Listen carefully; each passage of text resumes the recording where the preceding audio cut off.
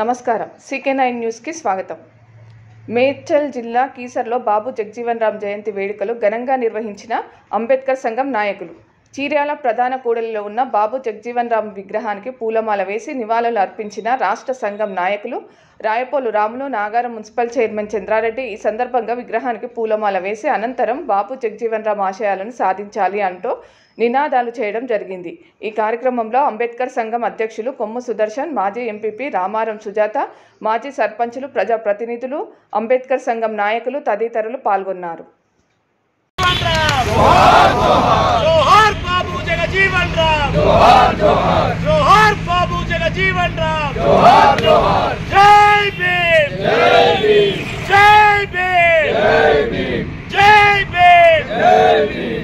అంబేద్కర్ సంఘాల సమాఖ్య అధ్యక్షులు అన్న రాపోలు రామన్న గారికి మరియు జ్ఞాన ప్రచార సభ వ్యవస్థాపకులు నల్లబాబు గారికి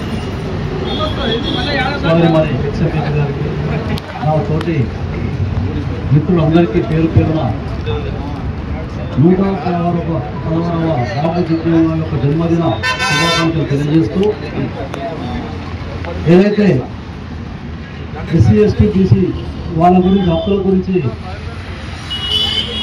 పోరాటం అనేక రకాల పోరాటాలు జరిగినాయి, అందరికి తెలిసే విషయమే।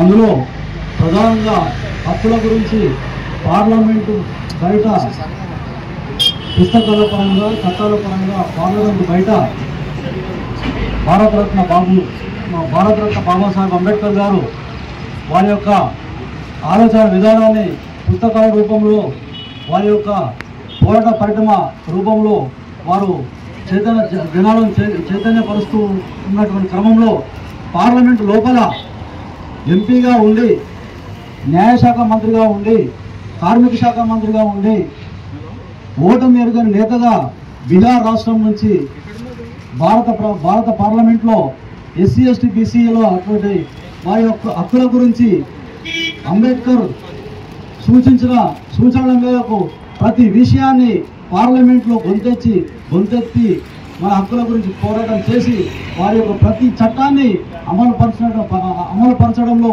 కీలక భూమికగా పోషించినటువంటి వ్యక్తి మన బాబు జగజీవన్ రామ్ గారు అని తెలియజేస్తున్నాం।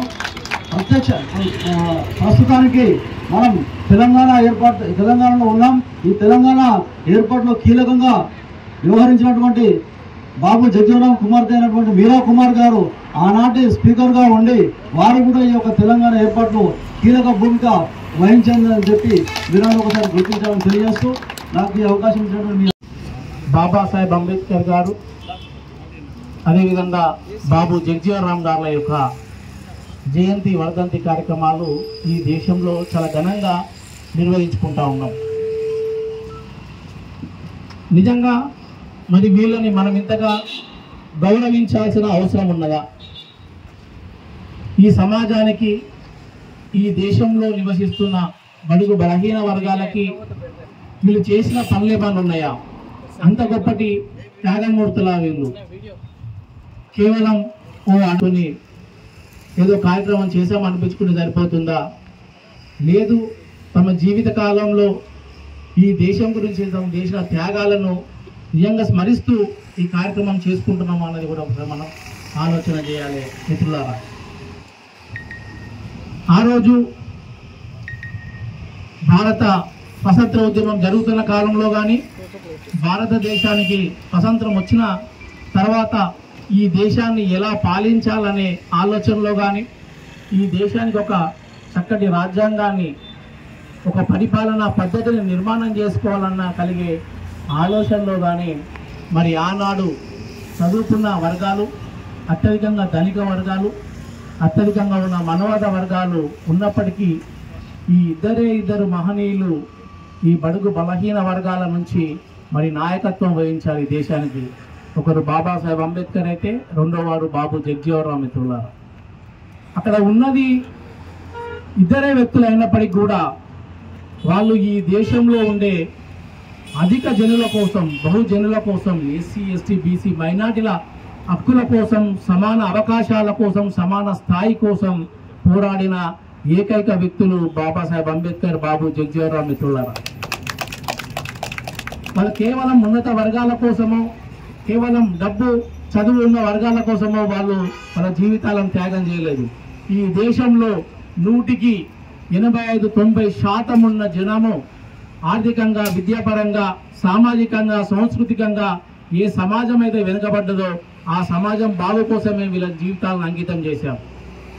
వాళ్ళ త్యాగ ఫలితమే ఈరోజు మనం ఈ దేశంలో ఇంత స్వేచ్ఛగా సమాన హక్కులు, సమాన అవకాశాలు, సమాన అధికారాలు, లింగ భేదం లేకుండా, మత భేదం లేకుండా, ప్రాంత భేదం లేకుండా, కుల భేదం లేకుండా కేవలం మనిషి అయితే చాలు ఈ దేశంలో అన్ని సమాన హక్కులు ఉంటాయి అని చాటి చెప్పడానికి ఆ యొక్క అవకాశాలు కల్పించిన మహనీయులే మన బాబు జగజీవన్ రామ్ గారు మిత్రులారా.